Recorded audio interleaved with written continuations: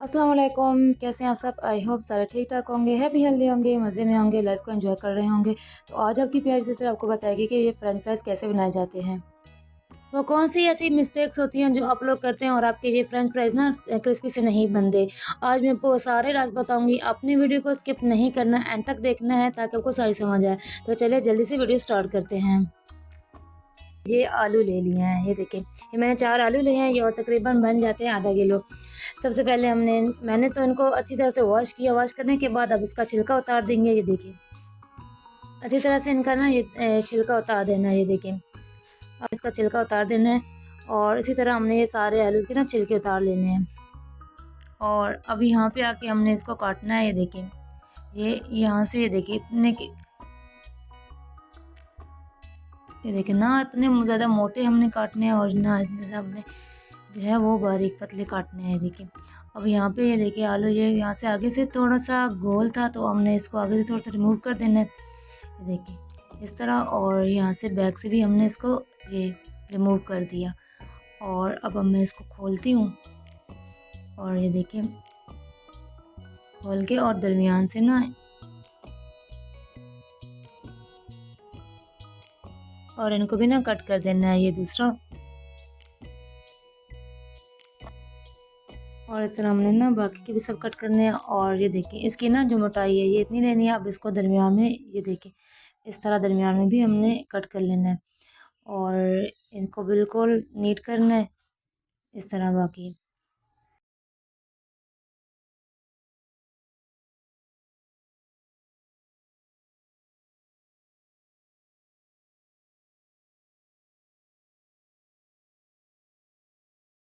साफ़ पानी लेंगे और इनको अच्छी तरह से धो लेंगे, ये देखिए इस तरह 4 इसमें डाल लें और धो के और इसको ऐसे ही एक ही पानी से धो लेंगे।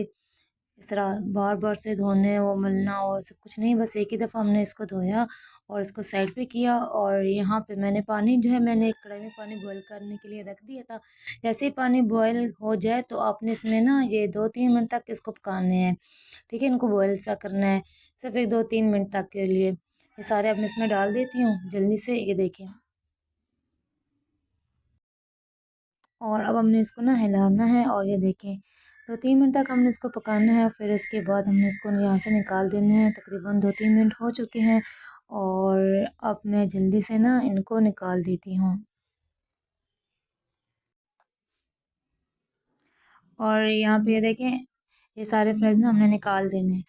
और यहाँ पे हमने ना इनको पहले ठंडा होने के लिए रखना है, इनको अच्छी तरह से ठंडा कर लेना है। फिर उसके बाद हमने इसमें वो मैदा और ये सारा मसाला जो है हमने शामिल करना है। पहले इनको अच्छी तरह से ठंडा करना है। जो बाज़ लोग ना जो मिस्टेक करते हैं वो यहाँ पे करते हैं, गरम-गरम जब होता है तो उसमें ना वो सारे मसाले वगैरह डालना शुरू कर देते हैं, तो इस तरह ये खराब हो यहाँ पे जाता आके जाते ना आपने किचन टॉवल ले लेना या कोई भी कपड़ा ले लें, इस तरह मेरी तरह कोई कपड़ा ले लें, उसको अच्छी तरह से इसको ना खुश्क कर लें। यहाँ पे मैंने एक बाउल लिया और इसमें मैंने ये पोटैटोज़ डाले। अब इसमें 2 टेबलस्पून अब मैंने इसमें ना ये कॉर्नफ्लोर शामिल किया, ठीक है? ये 2 टेबलस्पून कॉर्नफ्लोर हो गया। और इसके साथ ही अब मैं इसमें शामिल करने लगी हूँ ये 1 टेबलस्पून जो है वो 2 टेबलस्पून हमने दोबारा से मैदा शामिल करना है। 2 टेबलस्पून जो है वो कॉर्नफ्लोर और 2 ही हमने मैदा शामिल किया है। और इसके साथ यहाँ पे मैंने हाफ़ टेबलस्पून नमक भी शामिल कर दिया और इसके साथ ये चाट मसाला भी मैंने ये बाद अभी में इसी भी डाला स्टेज में जा थोड़ा-सा सकता है ना डाला है, फ्राई करने के लेकिन ये बाद। देखिए और अब इनको ना अच्छी तरह से मिक्स कर लेंगे। और ये देखिए इस तरह हमने करना है ताकि सही तरह से ना आलू में ये मसाला वो उसी तरह से मिक्स हो जाए। और ये देखिए चलें जल्दी से अब इनको जो है हमने फ्राई कर लेना है। और अब ये देखें मैंने यहाँ पे कढ़ाई ली है और ऑयल को ना बहुत अच्छी तरह से गर्म किया है। ये ऑयल अच्छी तरह से गर्म है और अब मैं इसमें ना ये राइस डालूँगी। वैसे ना मैंने अभी हाथ से ही डाल रही हूँ, अगर आप हाथ से नहीं डाल सकते तो मतलब आपको डर है कि ऑयल की कुछ छींटे ऊपर ना आ जाए, तो आप इस छलनी से भी आप कर सकती हैं। इस छलनी की मदद से ना ये इस तरह देखें इनको अच्छी तरह से और फ्राई कर लेंगे। अब हमने अच्छी तरह देखिए से फ्राई कर लेना है। अच्छा इनको ना सही वाला वो डार्क फ्राई नहीं करना, थोड़ा हल्का करेंगे क्योंकि अब मैं इसको यहाँ से निकालने के बाद इनको अच्छी तरह से ठंडा करना है। ठंडा करने के बाद ना फिर से फ्राई करना है, वो सारा आगे जाके मैं आपको दिखाती हूँ। इस तरह इनको ना हल्का सा डार्क इसका कलर आ जाए ना, फिर हल्का सा ये देखिए अब मैं इसको ना निकाल देती हूँ ये इस तरह का कलर।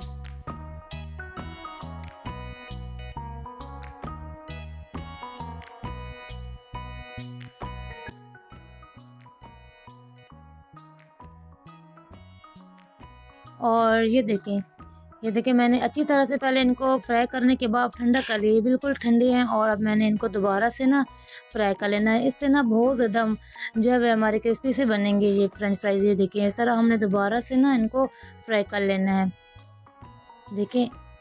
और यहाँ पे इनको ना अच्छी तरह से फ्राई करेंगे। और ये देखें ताकि इनका कलर ना सही तरह चेंज हो जाए यहाँ पे आके।